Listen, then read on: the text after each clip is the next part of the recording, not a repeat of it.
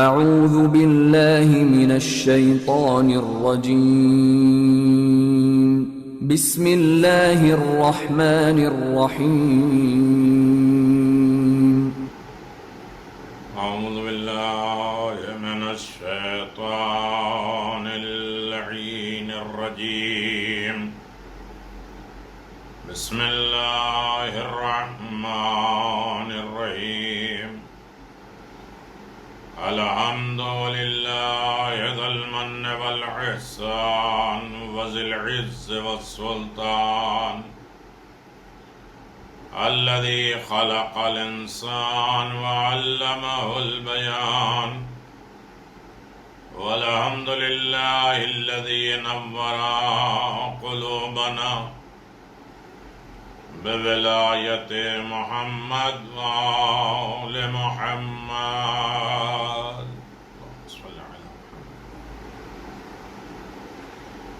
والحمد لله الذي جعلنا من المتمسكين بولاية أمير المؤمنين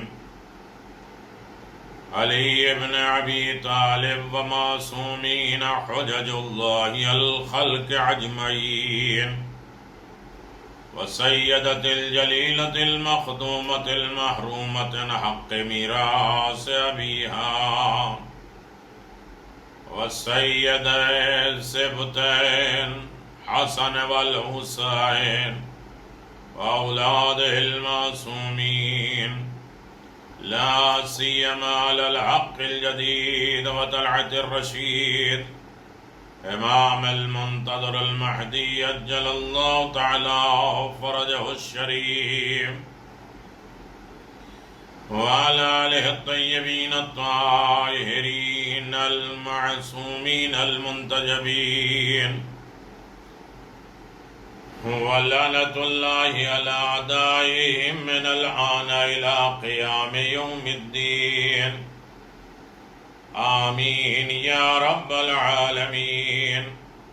أما بعد فقد قال الله تبارك وتعالى في محكم كتابه المبين وهو أصدق الصادقين وقوله الحق. بسم الله الرحمن الرحيم. من يعمل من الصالحات من ذكر أو أنثى وهو مؤمن فأولئك يدخلون الجنة ولا يظلمون نكيرا.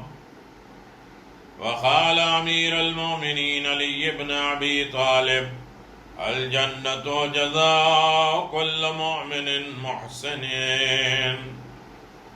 صلوات بآواز بلند محمد وآل محمد. اللهم صل على محمد وآل محمد وعجل فرج آل محمد. اور جو بھی نیک اعمال انجام دے گا چاہے وہ مرد ہو یا عورت بشرطے کہ وہ صاحب ایمان ہو تو ان کو جنت میں داخل کیا جائے گا اور ان پر ذرہ برابر ظلم نہیں کیا جائے گا.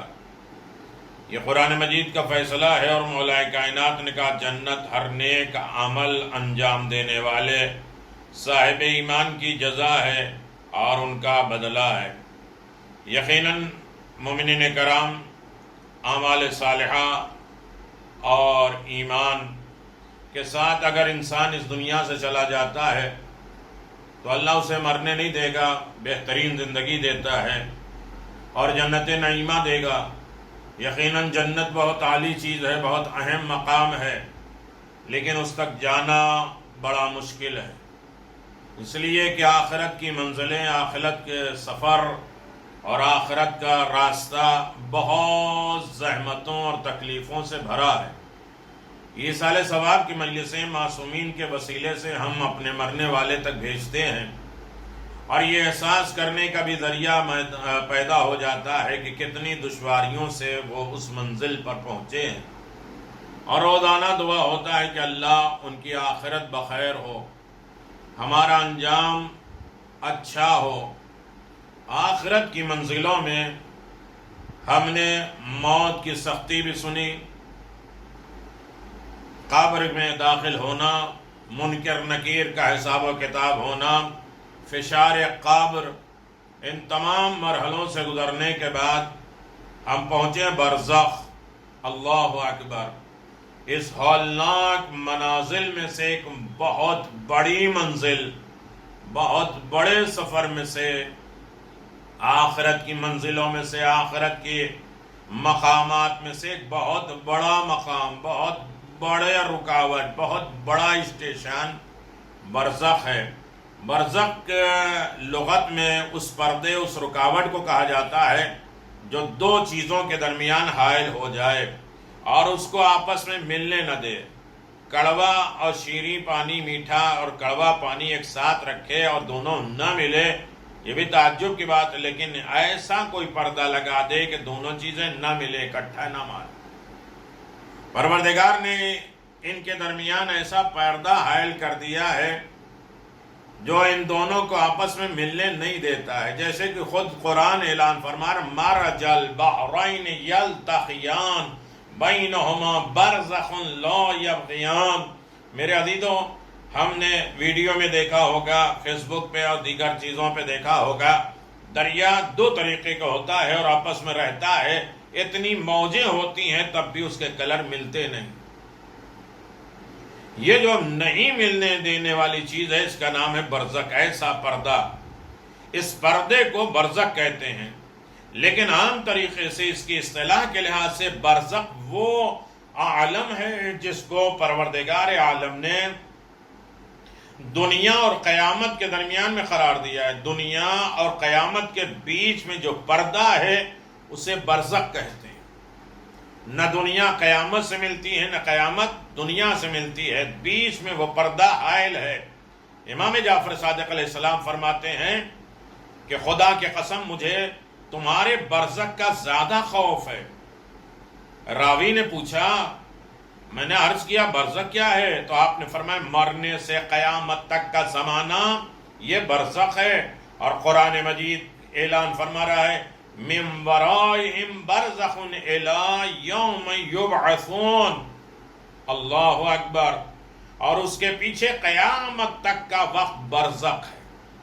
مر گئے، قیامت تک کے جو وقت ہوتے ہیں اسے برزخ کہتے ہیں۔ برزخ کو عالمی مثال بھی کہا جاتا ہے کیونکہ وہ بظاہر اسی عالم، اسی دنیا کی طرح ہے، مگر شکل و صورت، مادہ اور اس کی خصوصیات کے لحاظ سے اس دنیا سے بالکل الگ ہے۔ مرنے کے بعد جس دنیا میں ہم داخل ہوں گے، یہ دنیا، یہ عالم دنیا کی نسبت سے ایسا ہے جیسے شکم مادر کو اس دنیا سے نسبت ہے۔ ماں کے پیٹ سے جب بچہ نکلتا ہے تو اصل میں وہ دنیا ہی میں ماں ہے، لیکن ماں کے پیٹ سے نکلنے والا بچہ جب دنیا میں آتا ہے تو دنیا الگ ہے، ماں کا پیٹ الگ ہے۔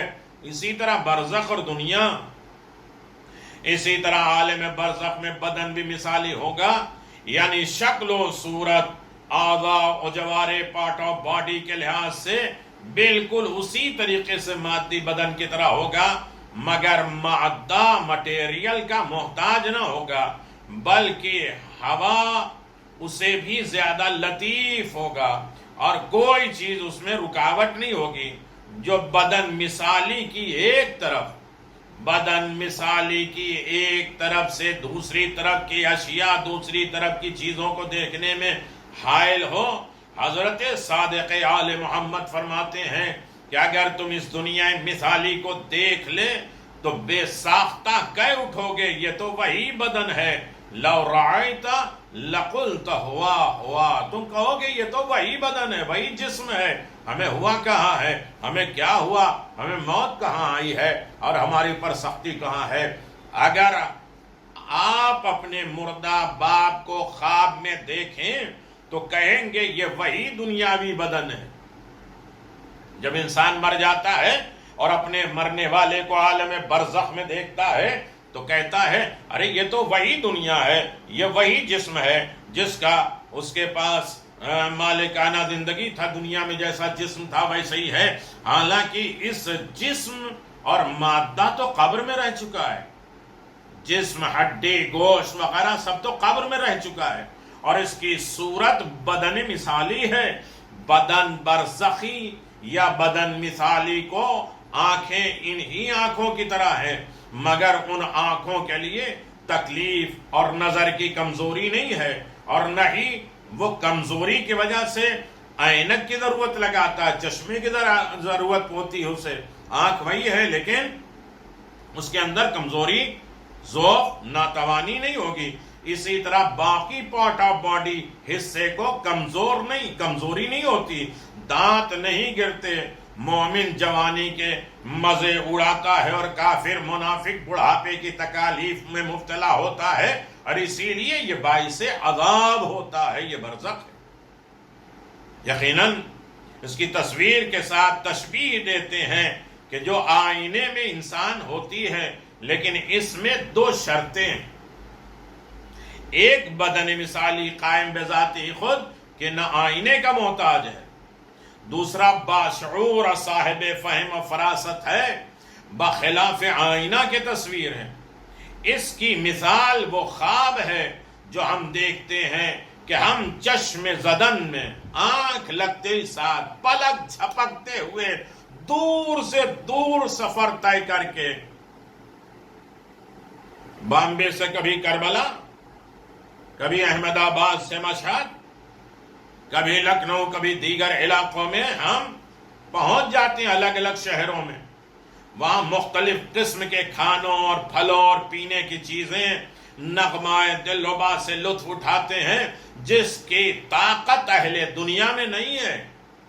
ہم ایک لمحے میں کہیں نہیں جا سکتے، لیکن عالم برزخ میں وہ پاور، وہ طاقت ہوتا ہے، خواب کی طرح وہ پلک جھپکتے ہوئے کہیں بھی جا سکتا ہے، کچھ بھی کھا سکتا ہے۔ اللہ اکبر۔ اسی طرح ارواح بھی، روح بھی بدن مثالی کے ساتھ الگ طریقے کے رزق، لذتیں، فائدہ اٹھاتی ہیں۔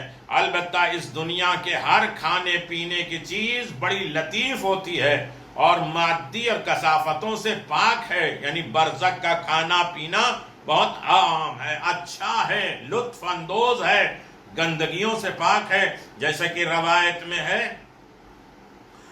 کہ ایک ہی چیز جنت میں مومن کے ارادے سے مختلف چیزوں میں تبدیل ہو جائے گی۔ چیز ایک ہے، دل چاہا کہ یہ کھا لے، وہی چیز چینج ہو جائے گی، وہی چیز بدل جائے گی۔ یعنی بیر اگر ہاتھ میں ہے بیر تو سیب، پھر اگر خواہش ہوگی انگور تو وہی انگور بن جائے گا، انگور ہے تو اورنج بن جائے گا، تبدیل ہو جائیں گی۔ جیسا کہ امیر حمزہ کی روایت میں ذکر ہوا ہے، جناب حمزہ نے فرمایا جس چیز کی جو خواہش ہے مجھے مل جاتی ہے یا رسول اللہ، قبر میں برزخ میں نے تو صرف اتنا نہیں دیکھا ہے کہ آپ کے اوپر صلوات علی کی محبت اور اس کے بعد لوگوں کو پانی پلانا، اور اس وجہ سے میری قبر جنت سے بھر چکی ہے، جنت کے دروازے ہیں، اور یہ برزخ ہے، جس چیز کی مجھے خواہش ہے وہ مل جاتی ہے۔ میرے عزیزو، یہ مجلسیں جو ہو رہی ہیں، آخرت کی منزلیں، یہ زندوں کے لیے بھی فائدہ مند ہے، مرنے والوں کے لیے بھی فائدہ مند ہے۔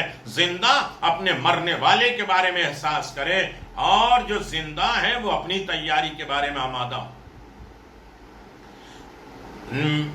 دیکھیے، برزخ، عالم برزخ میں بدن مثالی کا درک کرنا، حاصل کرنا بڑا قوی ہوتا ہے، حالانکہ خود لطیف تر ہے۔ تمام لذات دنیاوی اور پھل کی شیرینی جو ہم کھا کر حاصل کرتے ہیں، عالم برزخ کی لذت اور شیرینی مٹھاس کے مقابل میں بالکل کوئی حیثیت نہیں رکھتی ہے۔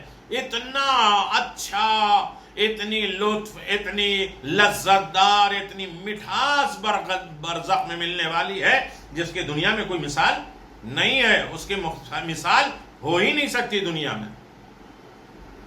اللہ اکبر۔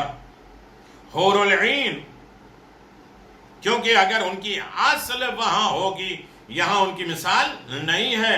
حور العین اگر اس عالم دنیا کی طرف صرف ایک مرتبہ دیکھ لے، حور جنت کی ایک مرتبہ اس دنیا کی طرف دیکھ لے تو لحظہ بھر نقاب کشائی کرے تو نور آفتاب اس کے مقابل میں تاریک ہو جائے، سورج کی روشنی کم پڑ جائے گی۔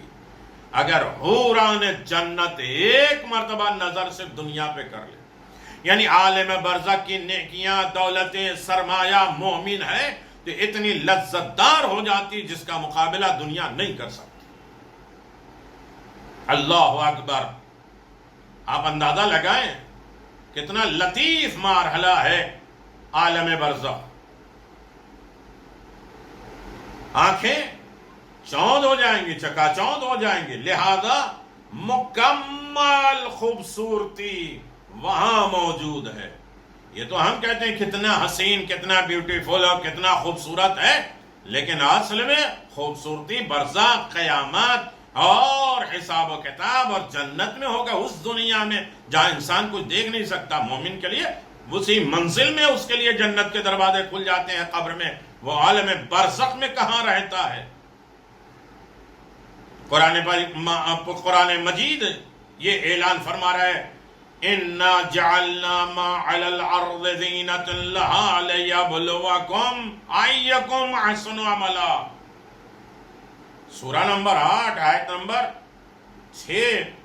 جو کچھ زمین میں ہے ہم نے اس کو زمین کے لیے زینت قرار دی ہے تاکہ اس کے ذریعے تمہارا امتحان لیں کہ کون اس کھلونے کے ساتھ اپنا دل بہلاتا ہے اور کون اس کے فریب سے اپنے آپ کو بچاتا ہے۔ حقیقی لذت، مزہ، ٹیسٹ، خوبصورتی، واقعی سچی خوشی کو کون طلب کرتا ہے؟ دنیا سے کون دھوکہ کھا جاتا ہے؟ اسی خوبصورتی سے غرض صرف عالم برزخ کی قوت تاثیر اور شدت بیان کرنا ہے۔ مقابلہ مقصود نہیں ہے کہ دنیا اور عالم برزخ کیا ہے، کوئی اس کا مقابلہ ہو ہی نہیں سکتا۔ بعض اوقات اس دنیا والوں کی عبرت کے لیے واقعات بھی پیش آتے ہیں۔ اس جگہ پر ان میں سے میں 2 واقعات کی خدمت میں گزارش کروں تاکہ انسان کو احساس ہو جائے کہ برزخ ہے کیا اور برزخ کی ہمیں تیاری کیا کرنا ہے۔ موضوع بہت اہم ہے اور آپ کے سال ثواب کی مجلسیں ماشاءاللہ بڑھتی جا رہی ہیں، تو یہ موضوع انشاءاللہ کسی طرح کمپلیٹ ہوگی۔ آپ اپنے لیے بھی سرمایہ جمع کر رہے ہیں، اپنے مرنے والوں کے لیے بھی سرمایہ جمع کر رہے ہیں، بس مرحومین کے نام بھیجتے رہیے، انشاءاللہ یہ سلسلہ جاری اور ساری رہے گا تاکہ ہم تیاری کر سکیں اور مرحومین کے بارے میں احساس کر سکیں اور ان کی منزلوں سے، ان کی رفتوں اور آل محمد کی مدد اور نصرت کے ذریعے ہم دیکھیں کہ ان کی زندگی کتنی عالی، کتنی بہتر بن جاتی ہے، اور خدا نخواستہ جرم کیا ہے تو کتنی صعوبات، کتنی زحمتیں ہوتی ہیں۔ مرحوم نراقی خزائن میں اپنے فقہ اصحاب سے نقل کرتے ہیں کہ انہوں نے کہا میں جوانی کے عالم میں اپنے والد بزرگوار اور اپنے دوستوں کے ساتھ عید نوروز کے دن اصفہان میں ایک دوست کی ملاقات کے لیے جا رہا تھا جس کا گھر کافی دور قبرستان کے قریب تھا۔ ہم تھکاوٹ کے دور کرنے اور اہل قبور کی زیارت کی خاطر قبرستان میں بیٹھ گئے کہ تھوڑی دیر چل چل کر آئے ہیں، تھک گئے، قبرستان میں بیٹھ گئے تاکہ تھوڑا آرام مل جائے اور مرنے والے کے لیے بھی ہم کچھ دے کے جائیں۔ ہمارے ایک ساتھی نے نزدیک قبر سے بطور مذاق، ایک قبر سے مذاق میں میرے ساتھی نے کہا کہ اے صاحب قبر، کیا آج عید کے دن ہماری پذیرائی اور مہمانداری نہیں کرو گے؟ آج عید نوروز ہے، ہم تمہارے مہمان ہیں، تم میزبان ہو، کیا ہماری خدمت نہیں کرو گے؟ فوراً قبر سے آواز آئی اگلے ہفتے منگل کے دن تم میرے مہمان ہوگے۔ اللہ اکبر! قبر سے کسی کی آواز آ جائے اور قبر والے کسی کو بلا دیں تو حالت کیا ہوگی؟ انسان سوچ سکتا ہے؟ ہم تمام اس گمان سے خوفزدہ ہو گئے اس آواز سے کہ ہماری زندگی ختم ہونے والی ہے، قبر والوں نے ہمیں بلا لیا ہے، اب ہماری زندگی کیا ہوگی، اور اصلاح اور اعمال اور وصیتیں کرنے لگے، لیکن مشکل کے دن تک کسی کے مرنے کی خبر نہیں سنی۔ اس روز ہم پھر اکٹھے ہو کر اس قبر کے قریب روانہ ہوئے۔ جب ہم اس کے پاس پہنچے تو ہم میں سے ایک نے کہا ہے صاحب قبر وعدہ پورا کرو۔ آواز آئی آ جاؤ۔ پروردگار عالم نے عالم برزخ کا پردہ آنکھوں سے دور کر دیا۔ اللہ اکبر! اور ہم چشم ملکوتی کھل گئی، آخرت کی آنکھیں میری کھل گئیں۔ ہم نے دیکھا کہ ایک نہایت خوبصورت سرو سبز شاداب اور صاف باغ ہے جس میں صاف پانی کی نہریں جاری ہیں، اور باغ میوہ آئے، رنگ رنگ کے میوے، لذت، پھل، فروٹ لدے ہیں، درختوں پہ خوشحال ہے، پرندے ہیں، اچھے لہن میں بولنے والے پرندے ہیں، پروردگار کی ثنا کرنے والے پرندے ہیں، حتیٰ کہ ہم ایک آراستہ پیراستہ سجی سوائی عمارت اور بلڈنگ پہ پہنچے، جوان باغات کے درمیان تھی، اور یقیناً وہ بلڈنگ بھی باغ کے بیچ میں تھی۔ ہم اندر داخل ہوئے، ایک نہایت حسین جمیل شخص خدمتگاروں کے درمیان موجود ہے۔ جو ہی اس نے ہمیں دیکھا اپنی جگہ سے اٹھا اور ویلکم کیا، استقبال کیا، اور عذر خواہی کی۔ انواع اقسام کے میوہ جات، مٹھائیاں موجود تھیں جن کا تصور بھی ہم نہیں کر سکتے، اس دنیا میں نہیں کر سکتے۔ کھانے اتنے لذیذ کہ ہم نے اس قدر لذت کبھی کسی چیز میں چکھی نہیں تھی۔ جتنا بھی ہم کھاتے تھے میرا پیٹ نہیں بھرتا تھا، سیر نہیں ہو جاتا تھا، خواہش باقی رہ جاتی تھی، پیٹ بھر جائے تب بھی خواہش رہ جاتی۔ کتنا لذیذ ہے، کتنا خوبصورت ہے۔ آپ دیکھیں کہ اہل قبر کسی کی دعوت کرے، سوچو تھوڑی دیر ایسی بیماریوں میں یہ حال بنائیں، ماحول بنائیں، تھوڑی دیر خوف اور ڈر بھی ہو اور امید الہی بھی ہو۔ مومن نہ بالکل بے خوف ہوتا ہے نہ بالکل بے امید ہو جاتا ہے، امید کے دائرے میں اور خوف کے درمیان میں چلتا ہے مومن۔ بہترین لذت، بہترین کھانا، اور اس کے بعد یقیناً خواہش رہتی تھی اور کھانا اور کھائیں، اور یقیناً الگ الگ غذائیں اور کھانے کے مزے لیں۔ بس ہم کھانے کے بعد کچھ دیر بیٹھے اور پھر اٹھ کھڑے ہوئے، دیکھیں اس شخص کا کیا ارادہ ہے۔ اس نے ہمارے پیچھے مشایت کی اور باغ کے دروازے تک پہنچے۔ میرے والد نے اس سے پوچھا آپ کون ہیں؟ پروردگار عالم نے یہ نعمت کیسے عطا کی ہے؟ اگر تم چاہے تو تمام عالم کی مہمان نوازی کر سکتے ہو، پوری دنیا کی مہمان نوازی کر سکتے ہو، تمہارا مال نہیں ختم ہوگا۔ تم ہو کون؟ کیسے ملا؟ اور یہ جگہ کیسے کون سی ہے؟ اس نے کہا کہ میں بھی آپ کا ہم وطن فلاں محلے کا قصاب ہوں، گوشت کاٹنے والا قصائی ہوں، اور ان درجات کا موجب دو طریقے سے، یہ درجے ہمیں دو طریقے سے ملے ہیں، دو وجہ سے۔ میں نے اپنے کام میں کبھی تول میں کمی نہیں کی ہے، جو تولتے تھے ناپتے تھے برابر۔ ہم یہ ہے کہ جب ہم کوئی چیز لیتے ہیں تو ہم کہتے ہیں کہ تھوڑا سا کیا سونا تول رہے ہو، تھوڑا زیادہ تولو، اور وہ سوچتا ہے تھوڑا کم تولو، جبکہ ہم لینے والے یہ کہیں کہ بالکل برابر تولو یا اس سے کم تولو، زیادہ نہ دو اس لیے کہ قیمت میں نے اتنی دی، اور وہ جو دینے والا وہ زیادہ تولے کم نہ تولے۔ لیکن آج مسئلہ بالکل اپوزٹ ہے، گوشت کاٹنے والا کہتا ہے کہ میں نے کبھی کم نہیں تولا، برابر تولا۔ ایک صلوات پڑھ دے محمد و آل محمد۔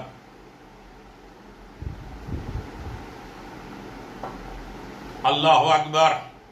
اپنی عمر میں کبھی اول وقت نماز ادا کرنا ترک نہیں کیا، دو ہی کام ہے، ناپ تول میں کبھی کمی نہیں کی اور اول وقت کبھی نماز چھوڑی نہیں۔ دو کا نتیجہ دیکھیے، پوری قبر جنت بنی ہے، پوری دنیا کو کھلا سکتا ہے، کیا نہیں ہے اس کے لذیذ کھانوں میں، لذیذ جاہ و حشم میں، خوبصورتیوں میں، نعمتوں میں۔ دو چیزوں کا صلہ، دو چیزوں کا بدلہ۔ اللہ اکبر۔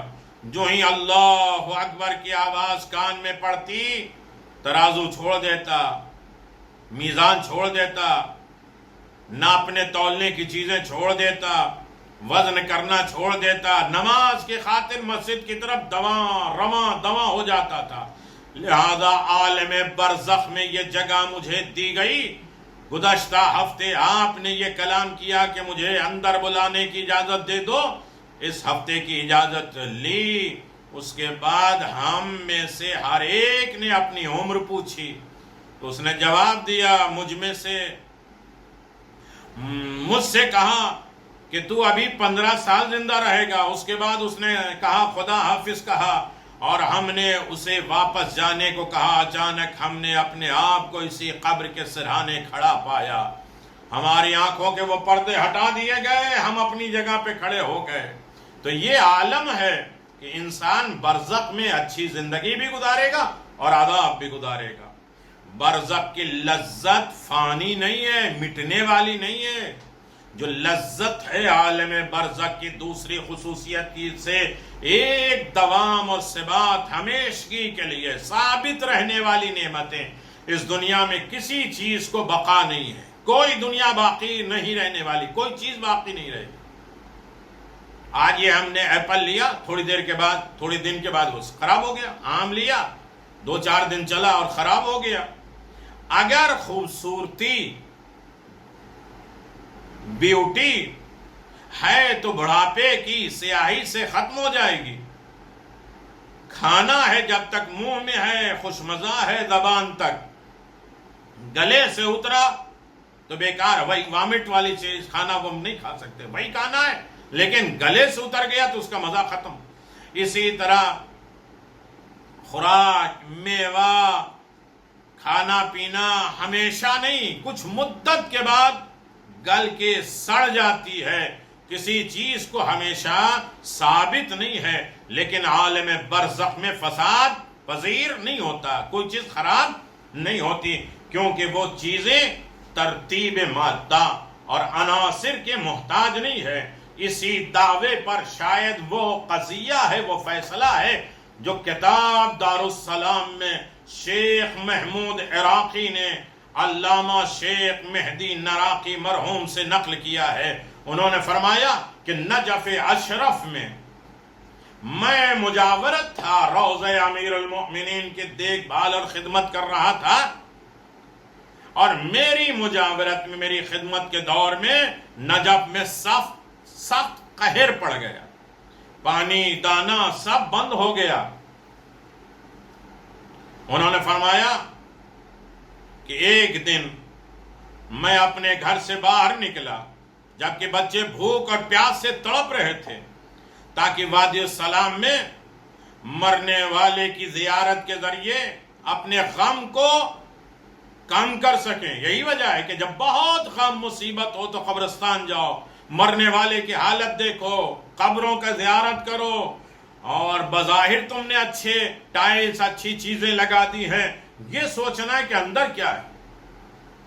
تم نے اندر قبر میں اے سی کا انتظام کیا, پنکھا لگانے کا انتظام کیا, کھانے پینے کی چیزیں بھیجی, یہ کیسے ہوگا؟ یہ اسی سال ثواب کے ذریعے. باہر قبر سجا دینا یہ کمال نہیں ہے, اندر قبر کو سجانا, اس کے تمام مشکلات کو حل کرانا, اس کے لیے اچھے رزق, اچھے لباس, اچھا بستر, اچھی ہوا, اچھا کھانے کا انتظام کرنا, یہ اہم ہے. وہ کہتے ہیں کہ جب غم ہوتے ہیں, مصیبت ہوتے ہیں, تو میں وادی السلام کی طرف چلا جاتا ہوں تاکہ قبروں کو دیکھنے کے بعد تھوڑا سا غم دور ہو, مشکلات دور ہو. جب وہاں پہنچا تو دیکھا کچھ لوگ ایک جنازے کو لائے اور مجھے بھی ساتھ آنے کو کہا. میں بھی ان کے ساتھ چلا.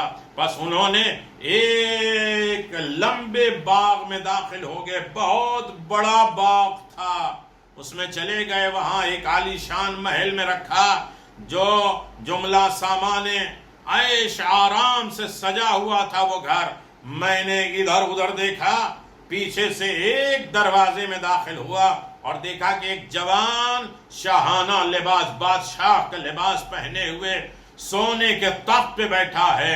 جو ہی اس نے مجھے دیکھا, میرا نام لے کے مجھے سلام کیا اور اپنی طرف بلا کر مجھے اپنے پاس تخت پر بٹھایا اور بڑی توقیر, بڑی عزت کی, اور مجھ سے کہا کہ تم نے مجھے نہیں پہچانا, میں وہی صاحب جنازہ ہوں جس کو تو نے دیکھا تھا. میں فلاں شہر کا رہنے والا شخص ہوں, اور جس اشخاص کو تو نے دیکھا ہے, جن لوگوں کو تو نے دیکھا ہے, وہ تمام ملائک ہیں, نقالہ ہیں جو جنازے کو لا رہے ہیں. وہ آدمی نہیں ہیں, ملک فرشتے ہیں جنہوں نے مجھے میرے شہر سے اس برزخ بہشت کے باغ میں داخل کیا۔ برزخ بہشت کا باغ بھی ہے، کس کے لیے برزخ جنت ہے اور کس کے لیے برزخ جہنم ہے، یہ انسان کے اعمال بتائیں گے۔ اللہ اکبر! جو ہی میں نے یہ کلمات، یہ جملے اس زبان سے سنے، میرا غم دور ہو گیا اور اس باغ کی سیر کرنے لگا، گھومنے لگا۔ جو ہی باغ سے باہر نکلا، چند اور محل دیکھے۔ جب ان کے دروازے پر نگاہ کی تو ماں باپ اور چند رشتہ داروں پر نظر پڑی۔ انہوں نے مجھے دعوت دی، ان کے کھانے نہایت لذیذ تھے، اچھے تھے۔ جب میں کھانے سے لذت محسوس کر رہا تھا، مجھے زوجہ اور بچوں کی بھوک یاد آ گئی۔ ان پر کس قدر بھوک اور پیاس ہے، اس لیے کہ نجف میں قحط ہے، بھوک اور پیاس ہے، آب و پانی بند ہے۔ میں اپنی بیوی اور بچوں کی بھوک کو یاد کرتا رہ گیا۔ ان کی پیاس کا غلبہ اور میرا چہرہ بدلنے لگا۔ میرے والد نے، میرے باپ نے کہا، بیٹا مہدی تجھے کیا ہو گیا؟ میں نے عرض کیا، میرے بچے، میری بیوی بھوکھی ہیں۔ میرے باپ نے کہا، یہ چاول کا ڈھیر ہے، رائس ہے۔ میں نے ابا کو چاول سے بھر لیا۔ انہوں نے کہا، اس کو اٹھا لو۔ جو ہی میں نے ابا کو اٹھایا، دیکھتا ہوں کہ وہی جگہ ہے جہاں میں وادی السلام میں کھڑا تھا، باغ نہیں ہے۔ میری ابا چاول سے پر ہے۔ گھر لایا۔ میرے گھر والوں نے پوچھا، کہاں سے لائے ہو؟ میں نے کہا، تمہیں اس سے کیا کام؟ کافی مدت تک گزرے اور ان میں سے کھاتے ہوئے مگر کبھی وہ چیز ختم نہیں ہوئی، تمام نہیں ہوئی، کم نہیں ہوئی۔ بالآخر میری بیوی نے اصرار کیا۔ اب عورتوں سے پیٹ میں بچے گا کیا؟ وہ تو ہر چاہتے ہیں کہ پیٹ سے نکلوا لیں۔ جب بیوی نے اصرار کیا، ضد کیا، کہاں سے لائے؟ اور مہدی نراقی نے بتایا کہ زوجہ اٹھی تاکہ ان میں سے اٹھائے، مگر چاول موجود نہیں۔ جب بتا دیا وہ چیز غائب ہو گئی۔ اس قصے کے بیان کرنے کا مطلب یہ ہے کہ اس عالم کی نعمت اور لذت کو ہمیشگی ہے، تمام ہے، ختم نہیں ہونے والی۔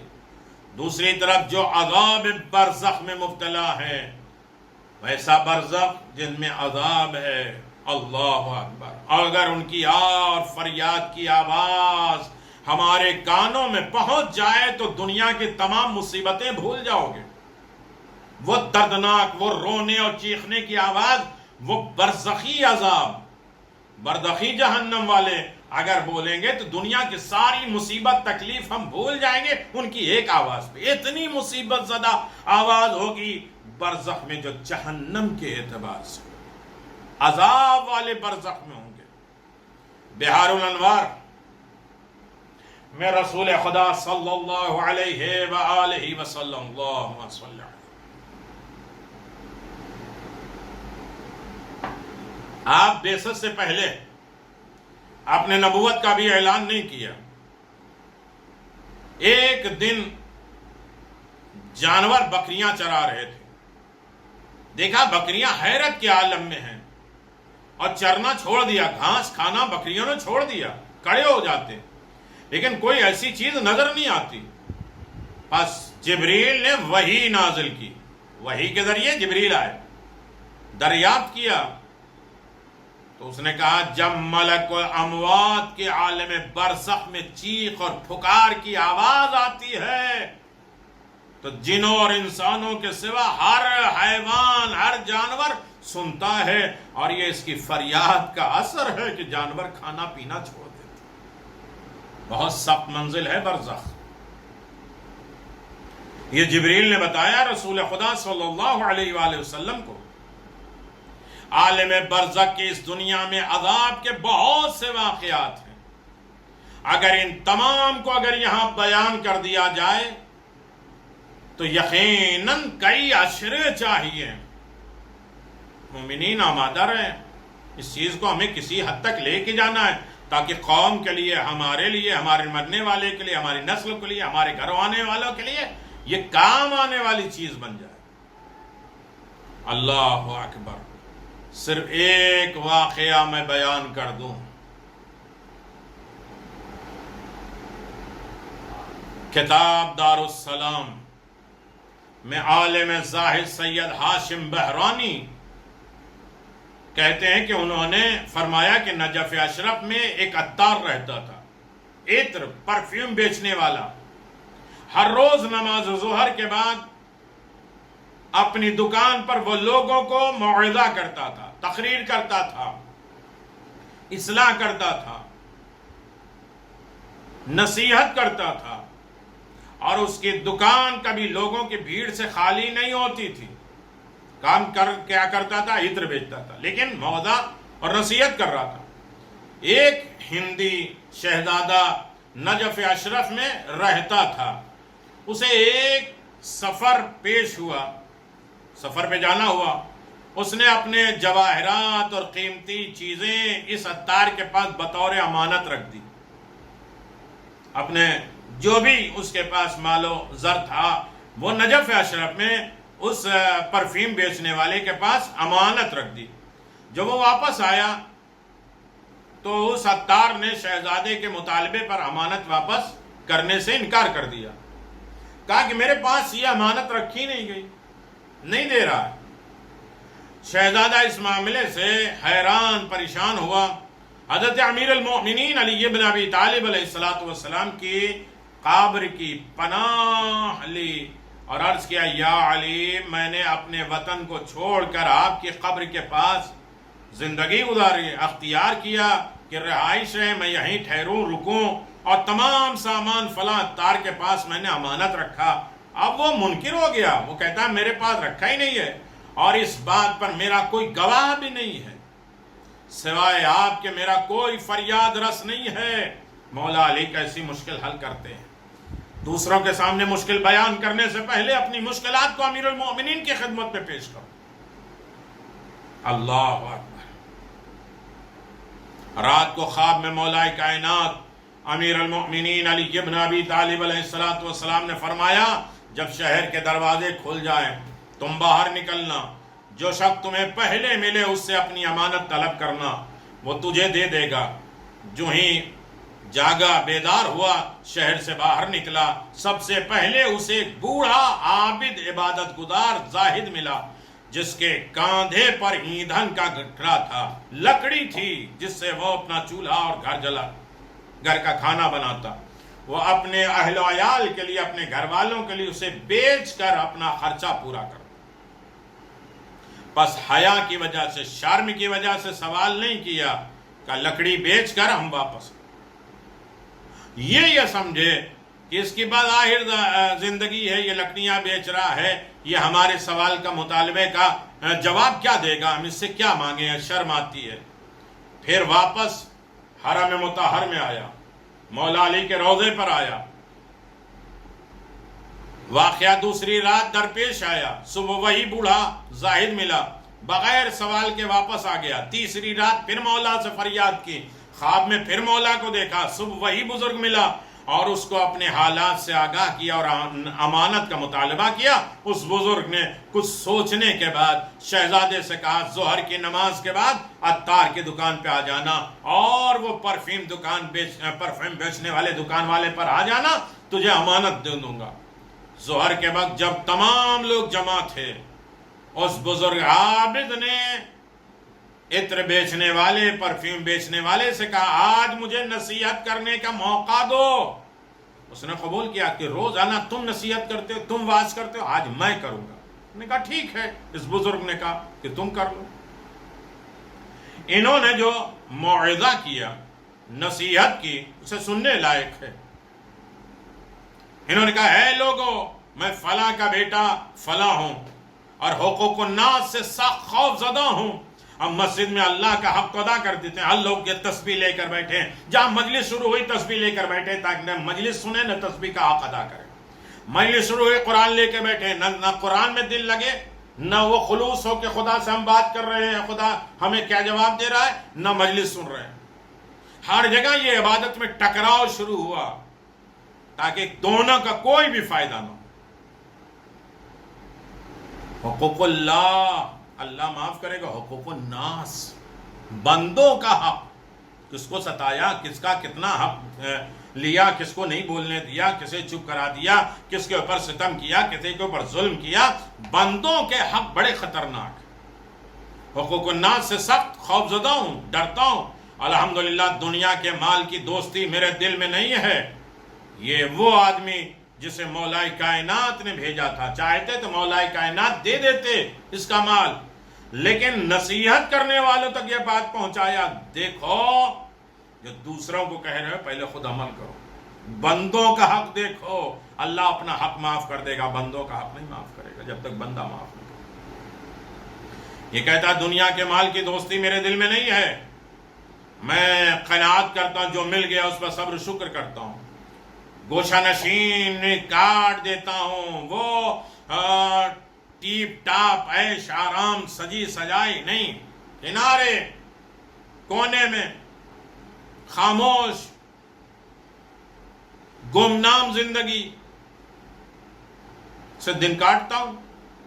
اور واقعہ میرے ساتھ پیش آیا، اس کے متعلق میں مجھے باخبر کرنا چاہتا ہوں اور تمہیں عذاب الہی کی سختی اور جہنم کی آگ سے ڈرانا چاہتا ہوں لوگوں، اور قیامت کے روز بعض گزارشات تم سے پہنچانا چاہتا ہوں کہ قیامت کے دن ہوگا کیا۔ غور سے سنو، میں ایک روز قرض کا محتاج تھا، ایک روز قرض کا محتاج ہوا، ایک یہودی سے 10 قرآن قرض اس شرط پہ لیا کہ ہر روز آدھا قرآن اسے واپس کروں گا۔ پر 10 دن اسے آدھا قرآن واپس دیتا رہا، مگر اس کے بعد وہ مجھے نظر نہیں آیا۔ اس کے متعلق لوگوں سے پوچھا تو انہوں نے کہا کہ وہ بغداد چلا گیا۔ چند روز بعد میں نے خواب میں دیکھا کہ قیامت برپا ہے اور مجھے دوسرے لوگوں کے موقف حساب لایا گیا، دوسروں طریقے سے مجھے حساب میں کھڑا کر دیا گیا، میں حساب سے فارغ ہو کر جنتیوں کے ساتھ جنت کی طرف چلنے لگا۔ جو ہی پل صراط پہ پہنچا، جہنم کی آواز سنی، بس اس یہودی مرد کو دیکھا کہ آگ کے شعلے کی طرح جہنم سے باہر نکلا اور میرے راستے میں رکاوٹ بن گیا۔ کہاں جا رہے جنت میں؟ کہا مجھے 5 قرآن دو۔ اس کے سامنے زاری کی رویا، کہا کہ میں نے تجھے بہت تلاش کیا، تجھے واپس نہیں دیکھا۔ اس نے کہا میں تجھے اس وقت تک نہیں جانے دوں گا جب تک تم میرا مطالبہ، میرا قرآن نہ دے۔ میں نے کہا اس وقت میرے پاس تو کچھ بھی نہیں ہے، تجھے کیا دوں؟ اس نے کہا مجھے 1 انگلی اپنے سینے پہ لگانے دو، پھر میں معاف کر دوں گا میرا حق۔ اس نے اپنی انگلی میرے سینے پر گاڑ دی، لگا دی۔ میں اس کے آگ سے، اس کی گرمی سے اور اس کے زخم کی وجہ سے فریاد کرتا ہوا جاگ اٹھا۔ تو جس وقت اس نے انگلی میرے سینے میں لگائی، زخم ہو گیا۔ اب تک میں زخمی ہوں، اللہ اکبر، اب تک میں زخمی ہوں، یہ زخم دیکھ لو۔ جب لوگوں نے دیکھا تو فریاد کی، اور وہ عطر بیچنے والا، پرفیوم بیچنے والا عذاب الہی کی سختی سے ڈر گیا اور اس شہزادے کے گھر لے جا کر اس کی امانت اسے واپس کر دی اور اسے معذرت چاہی۔ ہمارے اوپر کتنے لوگوں کا حق ہے۔ مجلس میں گئے کہ یہ مومنین کے لیے سورہ فاتحہ ہے، کھانا کھا کے آگے فاتحہ نہیں پڑھا، کتاب یہ فلاں مومن کی طرف سے ہے، ہم نے فاتحہ نہیں پڑھا کتاب۔ کسی نے کہا کہ یہ 1 پارہ 2 پارہ پڑھ دو، ہم نے مال استعمال کیا اور پارہ نہیں پڑھا۔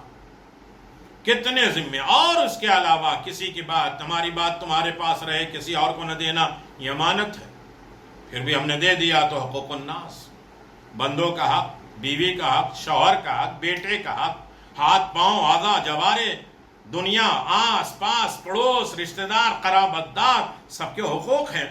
جب تک وہ ہمیں نہیں جانے دیں گے تو ہم نہیں جا سکتے جنت میں۔ بڑی سخت منزل ہے۔ صلوات پڑھ دیں محمد و آل محمد وعجل۔ عزیزان محترم، یقیناً موت برحق ہے، لیکن اس موت کے بعد کہ منزلیں بڑی سخت ہیں.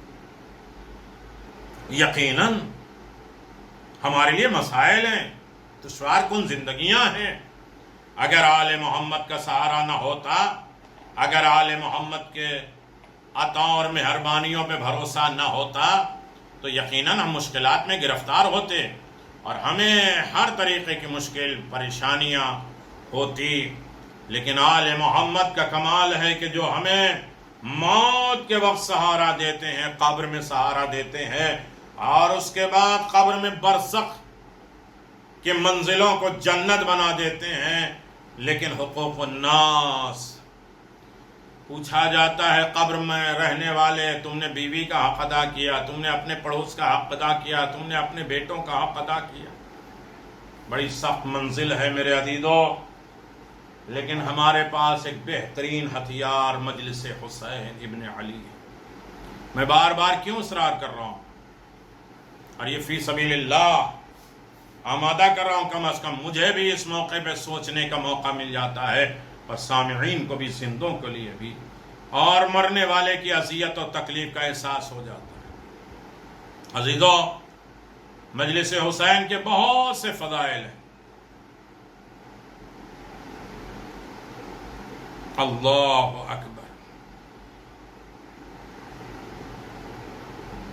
جانتے ہیں آپ، حدیث میں ہے روی عن فاطمۃ الزہراء تجل فی المجلس یذکر فیہا مصائب الحسین علیہ السلام.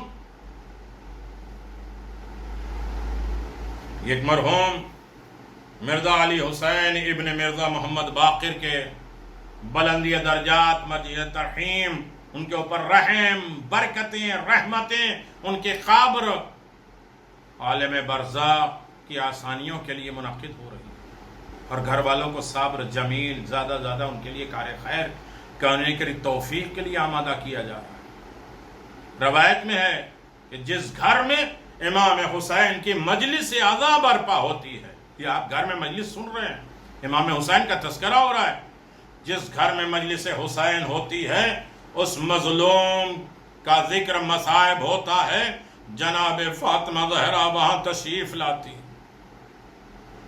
وما مریم و خدیجہ واسیہ، ان کے ساتھ جناب مریم، جناب خدیجہ اور جناب آسیہ موجود ہوتی ہیں.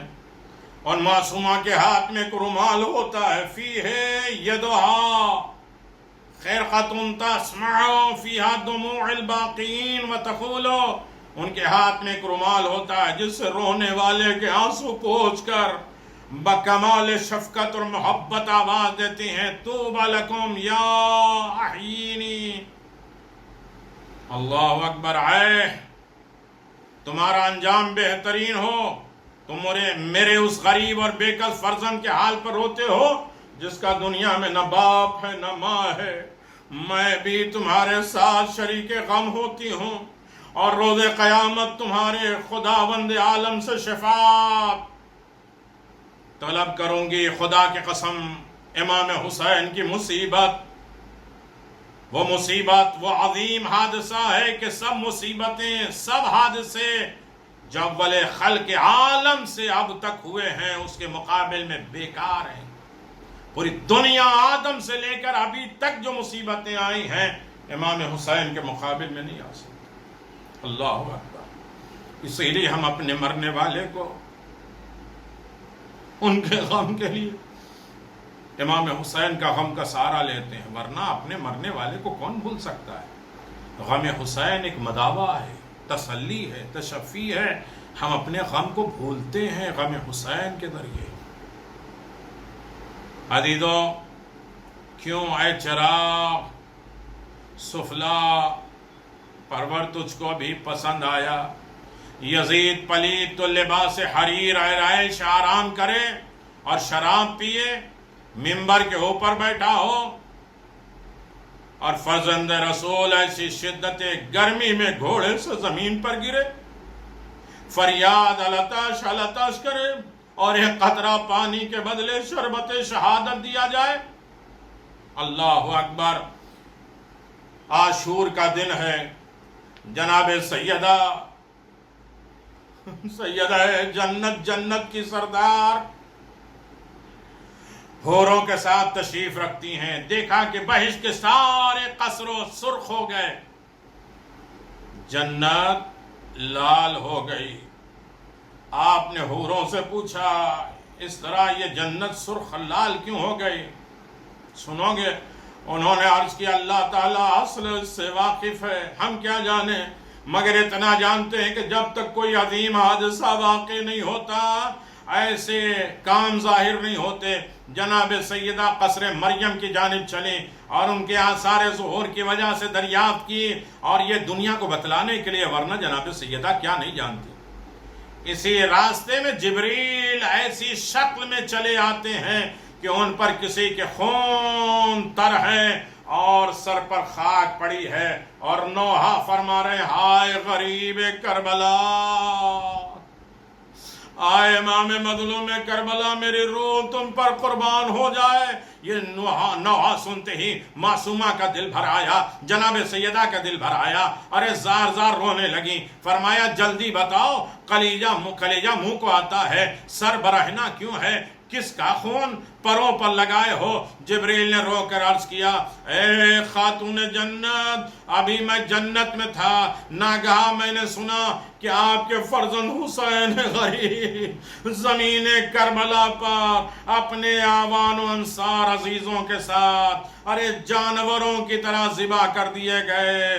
ارے ان کے اہل بیت اسیر ہو گئے، ان کے فرزند قلیل اور ضعف و نقاہت میں ایسے شدید طریقے سے قید میں ہے کہ ایک ناقہ لاغر پہ بٹھا دیا گیا، اور زنجیر میں جکڑ کر اونٹ کی پیٹھ سے باندھ دیا گیا، اور میرے پروں کو اس مظلوم حسین کا خون ہے. یہ سنتے ہی جناب سیدہ نے چادر سر سے پھینک دی اور سر کے بال بکھرا دیے. روتی پیٹتی جبریل اور حور کے ساتھ جنت چھوڑ کر اس جگہ پہنچی جہاں ان کے 18 لال ارے جانوروں کی طرح ذبح کر دیے گئے تھے. ارے پہلے دریا کے کنارے نظر پڑی، دیکھا جوان شانے کٹائے اپنے خون میں نہائے شیر خاک پہ پڑا ہے. پوچھا ہے جبریل یہ کون ہے؟ فقال اللہ ھذا سقاء عطشان. ارے یہ 3 دن کے پیاس کے شقا عباس ابن علی ہیں. ننھے بچے پیاس کو دیکھ لینے لگے اور ظالموں نے مشق خیمے تک نہ جانے دیا، تیر سے پانی بہا دیا، اس جوان کو تلواروں سے ٹکڑے ٹکڑے کر کے شہید کر دیا. معصومہ سن کر دیر تک کھڑی لاش پر ماتم کرتی رہیں. آگے بڑھی، دیکھا ایک بچہ ہے جو ابھی جوان بھی نہیں ہوا تھا اور پایا خون کی مہندی لگی ہے، گھوڑوں کی ٹاپوں سے بدن پاش پاش خاک میں پڑا ہے. قال ھذا ولد قاسم. جبریل نے کہا یہ آپ کا پوتا قاسم ارے حسین حسن کا بیٹا ہے. ارے موت نے ان کا حوصلہ پورا نہ ہونے دیا. فاطمہ کبریٰ ایک شب کی بیاہی آپ کی پوتی بیوہ ہو گئی. یہ سنتے ہی لاش پر گری اور گلے سے لگا کر خوب روئیں. پھر آگے بڑھی، کیا دیکھتی ایک جوان ارے 17 سال یا 18 سال کا گیسوں والا زخمی چور ہاتھ سینے پہ رکھے ارے زمین پر آرام کر رہے ہیں. پوچھنے لگی یہ کون؟ ارے جس نے صورت میں میرے بابا کی صورت ہے. روح الامین نے عرض کیا یہ آپ کا پوتا ہم شکل پیغمبر علی اکبر ہے. ان کا تو ابھی بیاہ بھی نہیں ہوئی. موت کو پسند آ گئی، جوانی خاک میں چلی گئی، دنیا سے پرامان سیدھے چلے گئے. اللہ اکبر. یہ مصائب ہو رہے ہیں. اندازہ لگائے میرے عزیزو جناب سیدہ کے اوپر کیا گزری ہو گئی. جناب سیدہ نے سینے کے زخم بوسے لیے، بین کرتے ہوئے چند قدم آگے بڑھی. دیکھا 6-7 مہینے کا ایک بچہ ہے، گلے پہ تیر لگا ہے. وہاں گریہ کیا، فریاد کیا. جناب سیدہ بےتاب ہو کے گود میں اٹھا کے سینے سے لگایا. ارے گلے کو چوم کر کہنے لگی ہائے کس بے رحم ملائم نے تجھے تیر مارا. پھر پوچھا ہے جبریل میری گودیوں کا پالا حسین کا.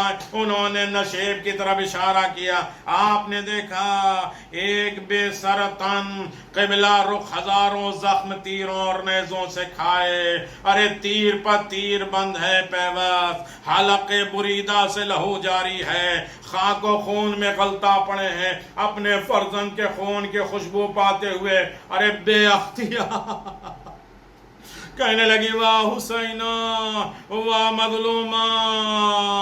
ارے کہہ کر لاش پہ غش کھا گئی. ارے جب افاقہ ہوا تو سارا سینہ پیٹ کے کہنے لگی ہائے امت نے میرے محنت کا خیال نہ کیا, چکیاں پیس کے پالا, راتوں کو جاگ کر. ارے کن کن دکھوں سے فاطمہ نے اپنے لال حسین کو پالا. بیٹا میں نے اس واسطے پالا کہ تم میری قبر چھوڑ کر جنگل کو آباد کرو گے, میرے بیٹوں کو اس پردیس میں ارے کس کے آسرے چھوڑا. غرض ماں کا بیٹے کے لاش پہ بین کرنا. اور کائنات گریا کرنے لگی. سیدہ آواز دینے لگی میرے لال حسین پہ رونے والوں, آخرت کی بخشش کے لیے, آخرت کی نجات کے لیے تمہارے غم حسین میں آنسو کافی ہیں. الا لعنت اللہ علی قوم الظالمین سیعلم الذین ظلموا ای منقلب ینقلبون انا للہ و انا الیہ راجعون رضا بقضائہ و تسلیما لعمرہ. پروردگار ہماری اس قلیل سی عبادت کو قبول فرما. پروردگار اسے قلیل نہیں بلکہ کثیر میں شمار فرما. پروردگار اسے احسن جزا کے ساتھ مشہور فرما. ہمیں تمام فتنے آفات اور بلاؤں سے محفوظ فرما. عزت و کامرانی کی زندگی عنایت فرما. ربنا تقبل منا انک انت السمیع العلیم بحق محمد و آلہ الطیبین الطاہرین. ہمارے آخرت کی منزلوں کا آسان پیدا فرما. ہمارے مرحومین کی مغفرت فرما. ہمارے زندوں کی حفاظت فرما. مجلس کرانے والے اور مجلس کرنے والے کے تمام حاجات کو پورا فرما. ان مرحومین کے اعلیٰ علیین میں جگہ عنایت فرما. آپ حضرات سے گزارش ایک مرتبہ سورہ حمد اور 3 مرتبہ سورہ اخلاص کی تلاوت کر کے مرزا علی حسین ابن مرزا محمد باقر کی ارواح مقدس کے لیے سورہ مبارکۃ الفاتحہ. اللہ ان کے درجات کو بلند کرے, ان کے گھر والوں کو صبر جمیل عنایت فرمائے, ان کے حقوق اللہ حقوق العباد ادا کرنے کی توفیق عنایت فرمائے. بسم اللہ الرحمن الرحیم. الحمد للہ رب العالمین الرحمن الرحیم مالک یوم الدین ایاک نعبد و ایاک نستعین اهدنا الصراط المستقیم صراط الذین انعمت علیہم غیر المغضوب علیہم ولا الضالین. بسم اللہ الرحمن الرحیم. قل هو